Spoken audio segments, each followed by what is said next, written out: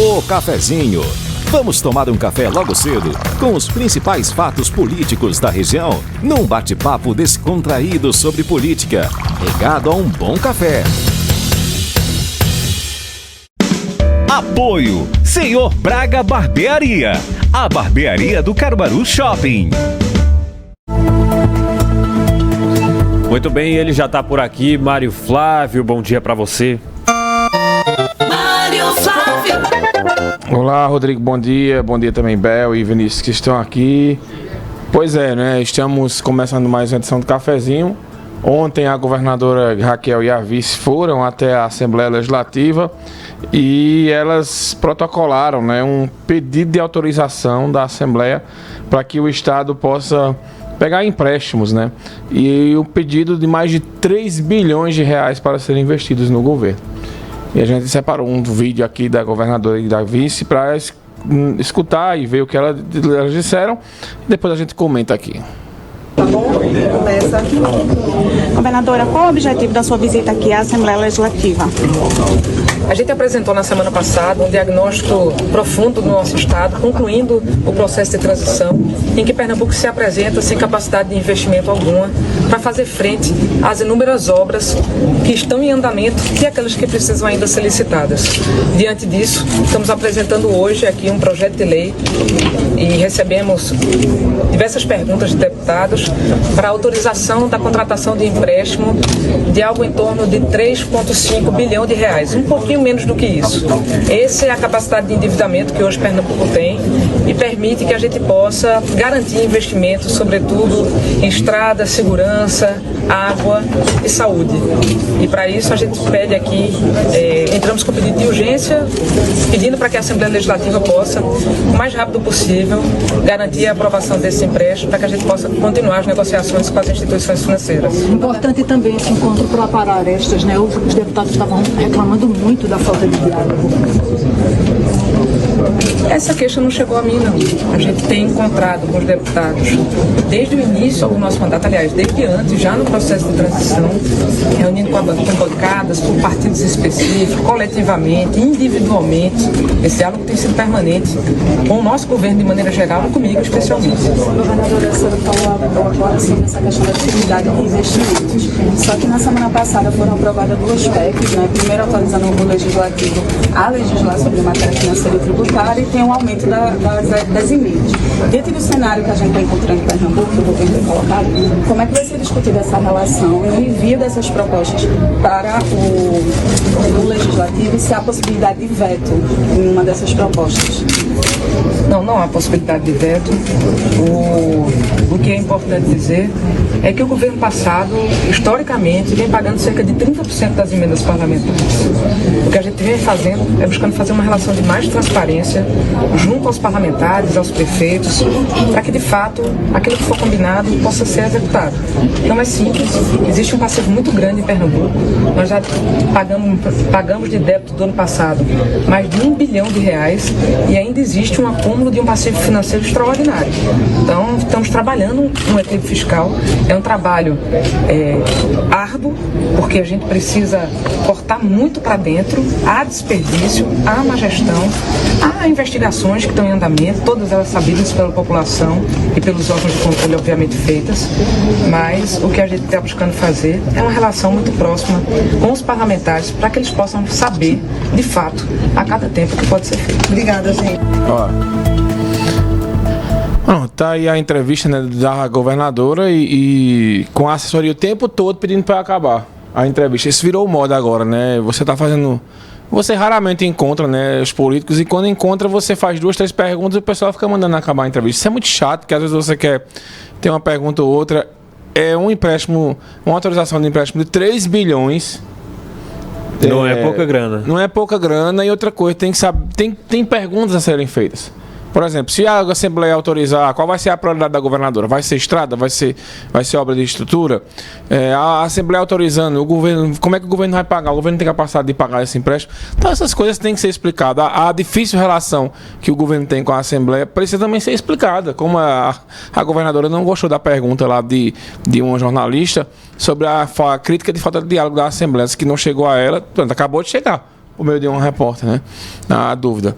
Então, Rodrigo, a ideia do empréstimo ela é válida porque o Estado tem capacidade e isso o PSB acaba trazendo para si, diz, olha, se o Estado tem capacidade de pegar empréstimo é porque foi plantado um alicerce do PSB para que ele possa aí, a Raquel possa conseguir essa autorização do empréstimo. E a Assembleia que vai deliberar. Ontem mesmo a Assembleia já emitiu nota dizendo que vai agilizar o processo de autorização, porque aí o Estado vai em busca de recursos para pegar esses empréstimos. Isso deve acontecer talvez, como a governadora que vai ser em caráter de urgência, talvez amanhã os deputados eles já autorizem, já liberem esse dinheiro. E aí, dinheiro não, liberem a autorização. É uma autorização. Libera a autorização, aí a governadora vai no Banco Mundial, vai na Caixa, né, e chega lá e diz, olha, o Estado tem capacidade para contrair essa quantidade de dinheiro aqui. O que é que vocês podem liberar, por exemplo, para a reforma de estradas? A Caixa vai dizer, olha, para a reforma de estrada nós temos aqui 250 milhões. Então ela pega esse empréstimo. Vai no BID, né, o Banco Interamericano de Desenvolvimento.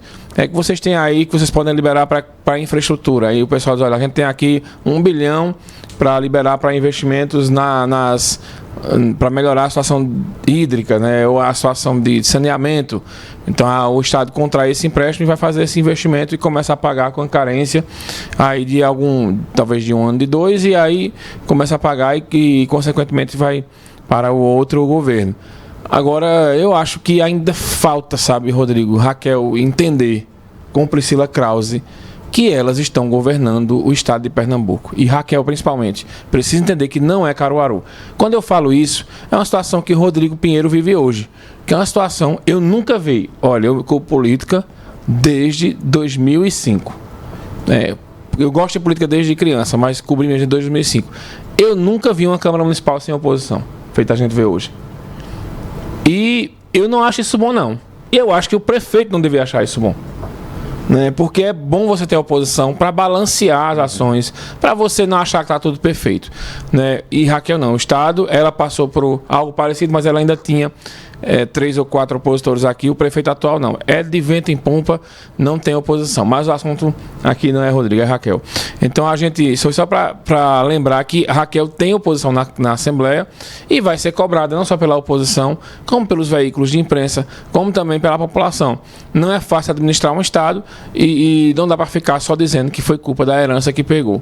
E quando for questionado por alguma coisa ou outra, dá para você, na terceira pergunta, a assessoria ficar mandando encerrar a entrevista também. Blindando, né? Blindando o tempo todo a governadora. Isso, além de desconcentrar você já fica naquela expectativa. Será que eu vou poder perguntar? O pessoal podia fazer feito em partida de futebol. Nos jogos de futebol, o que acontece? A assessoria chega e diz, olha, cada veículo de comunicação tem direito a uma pergunta. Aí os jornalistas às vezes ficam, Lucas Medeiros reclama que só. Eu digo, bicho, para que tu quer fazer mais de uma pergunta? Uma pergunta já é o suficiente, porque se são 5 ou 6 repórteres que tem ali, eu acredito que no final da entrevista todas as questões vão ser saneadas, né? E todo mundo vai ser atendido aí para essa questão. Então bota, só cada veículo vai ter uma pergunta. Tem 10 repórteres, são uma pergunta de cada, 10 perguntas. Acabou-se. Né? Agora você faz uma segunda, a terceira pergunta, está pedindo para encerrar a entrevista, aí você fica numa blindagem desnecessária. E é um momento muito tenso, né, Mário? Você fica sem saber se vai perguntar, se vai receber a resposta correta, porque fica naquela pressa, naquela agonia, é muito justamente tenso. E às vezes você planeja uma pergunta, mas só que eu sempre fui muito de prestar atenção. Eu particularmente não gosto de coletiva, Mário, eu não gosto. Mas enfim, você presta atenção no que o entrevistado está falando e de repente ele solta uma fala lá que rende uma pergunta que não estava no script, não estava no roteiro. E aí você faz a pergunta baseada naquela fala que a pessoa, que o entrevistado concedeu, né? E aí você, quando está pensando em perguntar, fica aquela pressão para você encerrar logo a entrevista, né? Eu sei que o tempo é muito corrido, agora reserve na agenda 10 ou 15 minutos para a entrevista.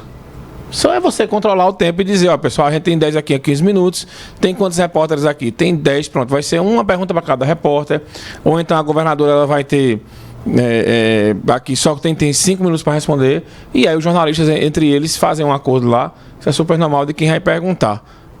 Às vezes Porque às vezes tem perguntas que realmente saem do contexto. Mas é como eu disse, né, daquele contexto ali, mas é como eu disse, às vezes você tem uma pergunta para fazer e não encontra todo dia a governadora. Então quando você encontra ela, você aproveita e faz aquela pergunta, né? Então o pessoal vai ter, eu acho que essa estratégia está equivocada. Isso não acontece só no governo do estado, às vezes acontece também aqui na prefeitura. Você está entrevistando o Rodrigo Pinheiro e fica aquela agonia para encerrar a entrevista. Isso desconcentra todo mundo, e eu garanto, se o pessoal está lá é porque está preparado para responder qualquer tipo de pergunta. Não é isso. Essa blindagem não é boa, não. É desnecessária, né? É verdade. E ainda falando sobre esse montante aí de dinheiro, que não falta setor que precisa de investimento, né? Aqui no nosso estado.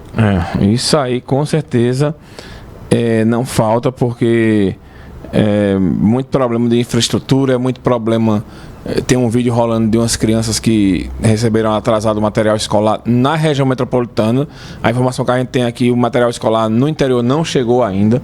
Caderno, bolsa, lápis, caneta e por aí vai. Isso na educação. Hoje vai ter também a assinatura do presidente Lula da lei que garante o piso da enfermagem. E aí gera outro problema, que os estados e municípios alegam que não tem condições de pagar esse piso. E a expectativa é como o governo federal ele vai subsidiar, né, um apoio aos estados e municípios para pagar esse piso nacional da enfermagem. Tá certo, Mário. Daqui a pouco tem Manhã Cidade. Sim, estaremos juntos aí, eu, Renata, né, toda a equipe, e preparando também um momento político. A gente vai voltar a repercutir essa fala de Raquel, né, e essa história do piso da enfermagem que deve ser assinada hoje pelo presidente Lula. Tá certo, então. Obrigado, Mário, pela participação e até amanhã. Valeu, Rodrigo, um abraço. O Cafezinho. Vamos tomar um café logo cedo com os principais fatos políticos da região, num bate-papo descontraído sobre política, regado a um bom café. Apoio Senhor Braga Barbearia, a barbearia do Caruaru Shopping.